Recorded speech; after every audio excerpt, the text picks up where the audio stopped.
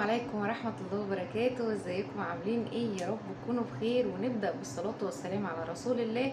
اللهم صل وسلم وبارك على سيدنا محمد وعلى آله وصحبه أجمعين. احنا اتكلمنا كتير جدا عن أسرار التسويق وازاي نعرف نشتغل على الأونلاين، وبدأنا مراجعة سريعة كده على ما سبق في التسويق. ان احنا قلنا ان احنا اول حاجة لازم يكون عندنا ارادة وهدف وعزيمة واصرار عشان نقدر نكمل الرحلة بتاعتنا اللي احنا بادئينها. واول حاجة في الرحلة بتاعتنا ان احنا يكون معانا موبايل، والموبايل ده نكون عاملين عليه فيسبوك او واتساب في الاول. طبعا الواتساب يعني انا ما برجحش ان احنا نشتغل عليه، بس في ناس بتكون عايزة تشتغل في الاول بالواتساب علشان لما تلاقي تفاعل وتلاقي نتيجة وتلاقي طلبات تبتدي ان هي تقوم داخله على الفيسبوك. وما قلناش حاجه وقلنا تمام مفيش مشكله، بس هو بيكون محدود العدد في الاول، فانتوا بتكونوا عايزين حاجه معينه في الاول صغيره تبداوا بيها، وبعدين تدخلوا على العالم الكبير بتاع السوشيال ميديا اللي هو الفيسبوك. تمام. بدأنا وعملنا جروب واتساب والدنيا مشيت معانا، وبعدين رحنا جايين عاملين جروب فيسبوك وبيدج على الفيسبوك، وبقينا نعلن كل يوم. احنا بنراجع على ما سبق، وبقينا نعلن كل يوم في الجروب سواء الواتساب او الفيسبوك او البيج، ان احنا نعلن الصبح وبالليل، ونشترك كل يوم في 4 أو 5 جروبات، ونعلن كل يوم في 10 جروبات. كل ده مراجعة وكل ده مشروح قبل كده في فيديوهات قبل كده.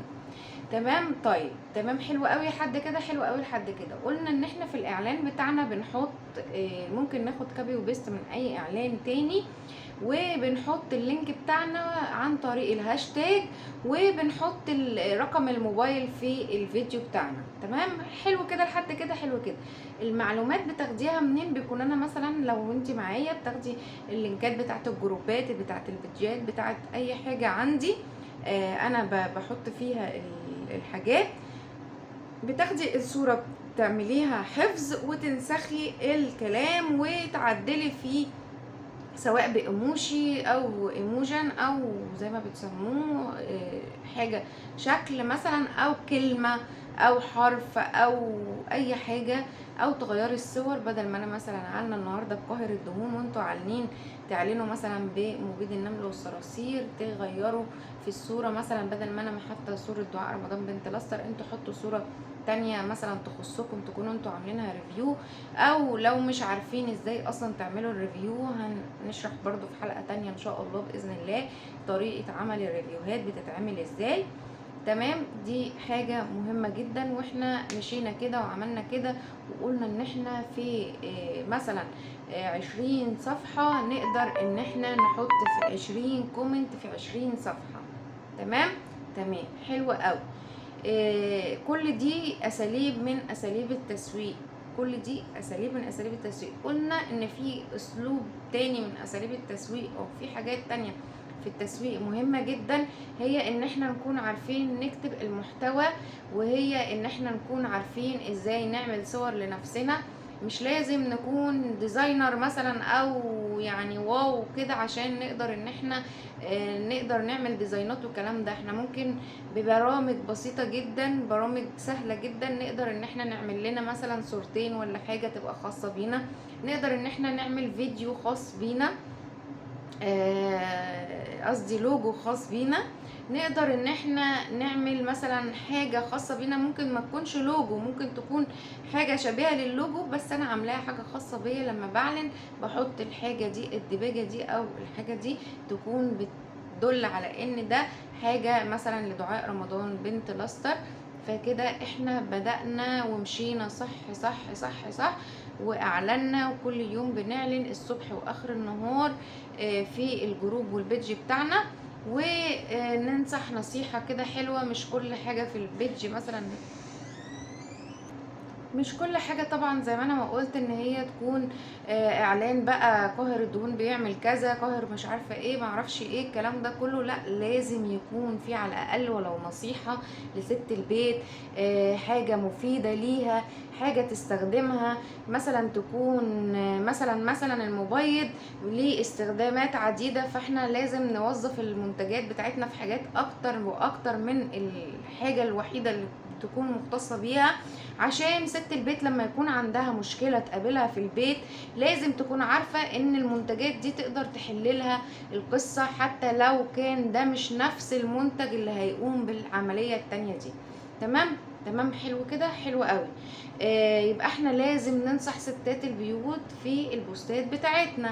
يعني احنا نخلي البوستات بتاعتنا بوستات متنوعة عشان نقدر نخلي البيدج بتاعتنا تكون بيدج تليق بالمحتوى اللي احنا بنقدمه، تكون ماشية على نفس النطاق، تكون ماشية على نفس النمط والتنسيق وكل حاجة احنا محددينها في الفيديو بتاعتنا.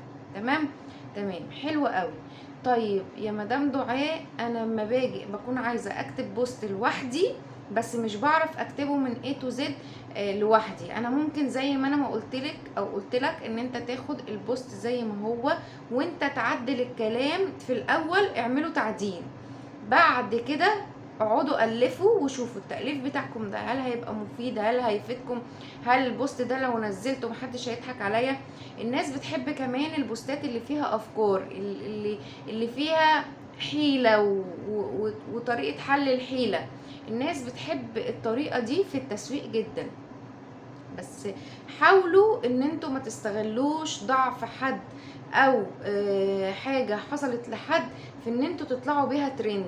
يعني مثلا زي ما حصل لصبحي كابر كده، وان احنا الناس كلها بتتكلم عليه وان هو قد ايه هو ممكن يكون كذاب، مش مديون ولا حاجة ولا كلام من ده، ولا حد ضحك عليه ولا حاجة. احنا ملناش علاقة، ضحك عليه ما ضحكش عليه، احنا ما نطلعش الترند على حد ربنا بعد ما كان مخليه فوق وعزه ذله، احنا ما نطلعش ترند عليه. فيعني خلينا ماشيينها بما يرضي الله عشان ربنا يجازينا خير على اي حاجة احنا بنعملها. تمام. تمام. يبقى احنا كده عرفنا كل حاجة وعدنا عليها تاني بأفكار منظمة ومنمقة في فيديو واحد. عملناهم 1 2 3 4 5 6، ولحد ما وصلنا دلوقتي. لو انتوا وصلتوا لحد كده الدنيا معاكم هتبقى تمام وزي الفل. بس تطبقوا كل اللي انتوا عرفتوه عشان بعد كده اللي جاي هيبقى اصعب واصعب. عايزين ناخد بالنا من الحكاية دي ونخلي بالنا، وان شاء الله ربنا هيكرمنا باذن الله والاعلانات هتجيب نتيجة. زي ما انا ما بعلن طول الوقت شغالة اعلن بالطريقة دي انا والادمن بتوعي، وان شاء الله ربنا بيكرمنا وبيبعت لنا الرزق بتاعنا. وما تنسوش تعملوا لايك وشير عشان الشير بينفع الغير. واستودعكم الله الذي لا تضيع ودائعه. والسلام عليكم ورحمة الله وبركاته.